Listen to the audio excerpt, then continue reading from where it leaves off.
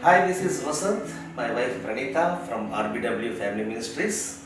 Welcome to the introductory video series, The Family Narrative by the RBW Family Ministries. And for the very first of the series, we will be having a chat on marriage with two very young couples. And before we go into the question sessions, I want to introduce them. Let me first introduce them to you. This is Felix and Tarika. Nice to have you on the show. And they have been married for 6 months. And to our left is Hari and Slaga. From Vizag, who have been married for 2 years. So I would like to ask Arya and Slaga, why did you decide to get married? Or why did you want to get married? Well, quite frankly, for a very long time, I actually didn't want to get married. And every time I considered the prospect of marriage, I would not feel peaceful about it at all. And at that time, this is when I put the issue into God's hands, and I said, if it was indeed His will for me to get married, then He would prepare me in what way He chose best for me to get married. And slowly but surely, what I realized is, after a few years after I came to Vizag, I felt that He had prepared me through His word, through different experiences, and I began to feel the need for a God-given companion. And when I first met Hari, even though we didn't know each other for a very long time, and even though the entire process was very fast and very rushed, still I felt that God had prepared me and I was ready, and I was sure that I wanted to go ahead with it. So. Hari, would like to add? What was your reason to get married? When my parents got married and I was their child, and I don't want to end my generation, with me. So what I thought, let me get married, let me extend my generation. At the same time, I'm looking for the companion, who can agree with me, who can be with me in my good and bad. I don't think so anyone other than the wife can understand you more. So that's where I thought, let's get married. And I saw her and I met her when the proposal came. She's just suiting me, so I got married. Yeah, nice to hear from both of you the purpose of a marriage. Because you see, many people in this world, they get married because of their social status, financial benefit, old days crisis, maybe looking after their parents after the marriage. Lot of reasons they have, but the reasons you shared, it's truly biblical and word based. So one point that I can highlight from your sharing regarding your purpose for getting married is companionship. And that I feel is the main reason that God brings man and a woman together. It is for companionship, and that too, companionship for life. Yeah. Not only that, it's a covenant also. Covenant, it's not a contract. Okay? So covenant means, the Hebrew word for covenant is berith. That means to glue, to bind. Because contract is rooted in the emotions, but the covenant is rooted in the will. There are no ifs in the covenant, only will. So it is maintained by sacrifice. So now we want to move on to Felix and Tarika, and I want to ask you, what is a Christ-centered marriage? I want you to talk and share, to tell us what is a Christ-centered marriage. I think a Christ-centered marriage is a marriage where the couple puts Christ first, even before each other. In practical ways, I think this looks like having a very rich individual time alone with God, whatever that looks like, in the morning, whether it is reading your Bible or even getting together to pray. I think these are a few things that make up a Christ-centered marriage, and Every marriage needs something to anchor it, something that's bigger than them. I think it needs a purpose, and the greatest purpose that we have is to live to glorify God. So I think that is what a Christ-centered marriage looks like. I think it's also about the balance. How practically a Christ-centered marriage looks like is a very interesting analogy once someone told me was when we look at the solar system, the sun is always at the center, and because the sun is always at the center, the planets are free to move in their orbit.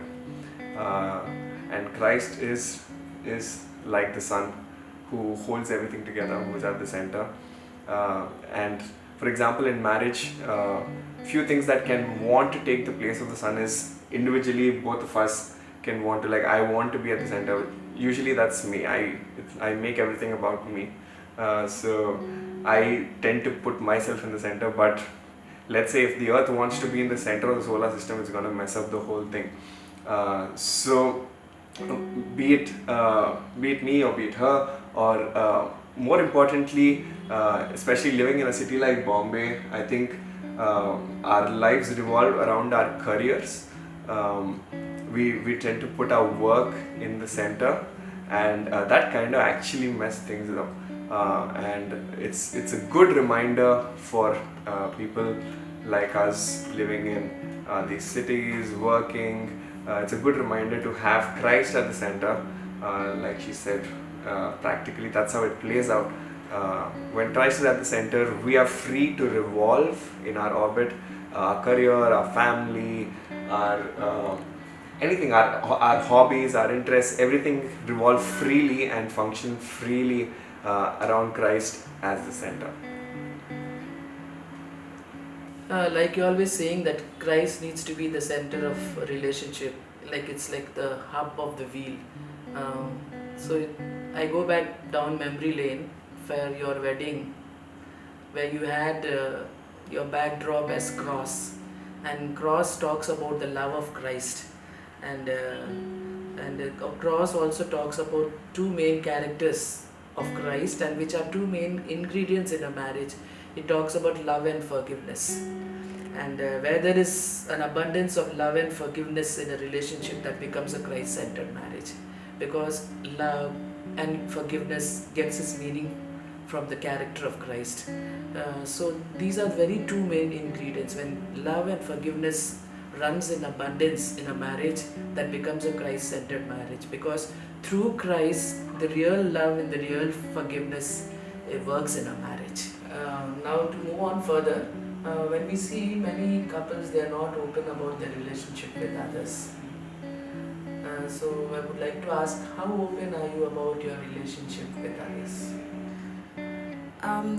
Well, since we are a relatively new couple, and it's just been 2 years since we got married, and we're still growing, we're still understanding each other, and I believe we could hit a few hiccups along the road, and I believe we have a few people whom we consider mentors, and whose opinion we really value.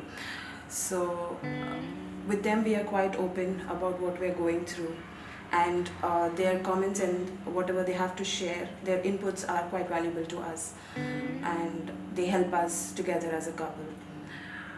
But I also believe when it comes to the details of our relationship, we are kind of selective about what we share with others, because God has been so gracious to us, and we've had so many wonderful experiences. Of course, we want to share that with people to encourage them, and during certain experiences that we've had, or how we've taken a decision, if that example is helpful to others, yes, of course we're quite open to sharing that with people. But when it comes to the details, I think we're a bit selective about what we share and what is our own information and what we keep to ourselves. And it's also very important because when you get married, people will be watching you very close, and how you behave, and how you see your relationship. We may not notice that, but it's very important to be very cautious, because people will be looking at us, and they might have taken inputs from us.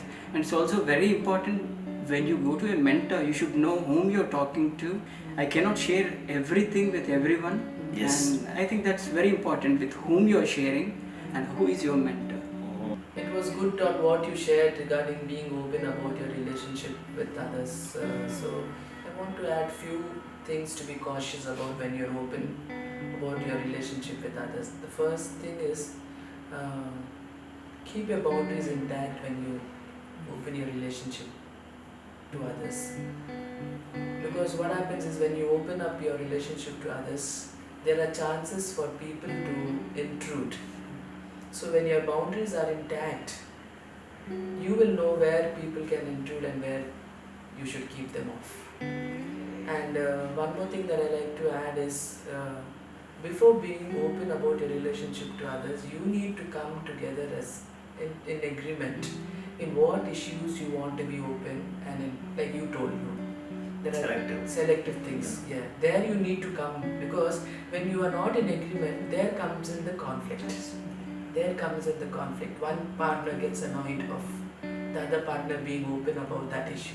So you need to come to a oneness in what issues you want to be open to others and what issues. And with it, you need to keep your boundaries very intact. Because once you open up yourself, there are chances for people to intrude where not needed. Okay? Now we want to move again back to Felix and Tarika. And quite a touchy question I want to ask is how you handle your conflicts and your rough patches. I think in the last 6 months that we've been married, we did fight a lot. It's some fights have been crazy, but I think what we figured out is in a fight we can choose to respond in one of these 3 ways. I think the first way is to just ignore the issue, evade the issue completely. The other way is to dwell on the issue and just keep getting bitter in your heart. And I think the third way, the more Christ-centered way, the more gospel-centered way of handling this is to deal with the issue. I think this is the beauty of having Christ at the center of the relationship. When we look to Christ, what He's done for us is amazing. When He saw that man sinned, He didn't ignore us and just leave us. He didn't dwell on it and just build up anger, but He chose to deal with it by coming and dying on the cross and providing a solution forever. So I think that's the heart of dealing with conflict, even in our marriage. Not ignore it, not dwell on it, but to deal with it. I tend to ignore it. That's my flaw, yeah. And I tend to dwell.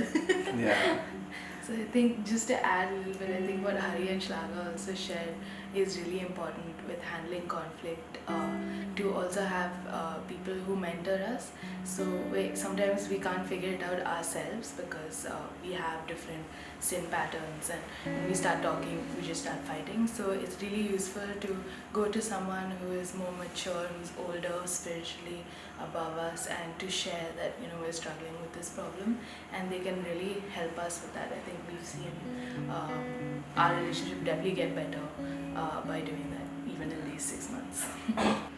So, before handling the conflicts and rough patches in the marriage, one thing we should remember, conflicts are inevitable in any marriage. No marriage is conflict free. So, no marriage is perfect as no church is perfect. Right? So, one man of God said, marriage is a race between 2 good forgivers.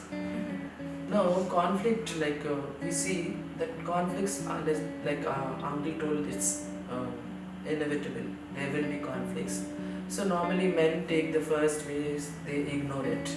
And women, we being relational, we dwell on it. and we hang on it, we harbor bitterness, which is natural, we do that. But the right approach or the right way is deal with it. And when you're dealing with it, you deal and you move on. When you move on, down the line, you get another conflict. So when you get another conflict, what you do is, normally women, and that too, they're in the same thing, we go back and we link up with the past conflict, which we shouldn't do. Deal with the present one. Deal with the present one and get on it. And now, because you are still young in your marriage, so what we learn from our 28 years of married life experiences, when you resolve your conflict in the way you need to resolve it, the love between you grows more stronger. When the real love and the real forgiveness operates in a conflict, the love for each other grows more, the intimacy grows more. It's good to have a nice chat with you all, talking about your experiences about marriage. So based on all of that, I would like to ask Vasanth to sum up and put it in a nutshell of what we have spoken. Yeah. As Felix, he mentioned that marriage is about Christ-centered, it's about God. One thing we can say, for every conflict, the cross is the answer. If the wife and husband, if they learn the value of the cross, the message of the cross, if they dwell on that message, for every conflict, the cross is the answer. Because one man of God said this, he said, before you come to the cross, it's a double alienation. That means from alienation from God and from man. When you come to the cross, it's a double reconciliation.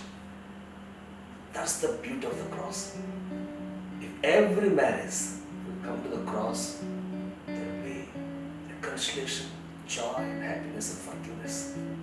One man of God said, if we divide the marriage in 10 parts, 3 parts love and 7 parts forgiveness. First 3 parts love, other 7 parts forgiveness. So, we hope that you, the young couples, enjoy the marriage, and we wish that your marriage will be a role model, an exemplary. You leave a godly legacy, a godly inheritance to the next generation. God bless you both. Hope you liked our chat that we had on marriage, and I think it will be a blessing and in helping aid for you all in when you go through the different situations in your marriage. And please look forward to our further talks on marriage as we bring on behalf of RBW Family Ministries. Please keep looking into our series of family narrative, and please like, share and subscribe to our channel. Thank you.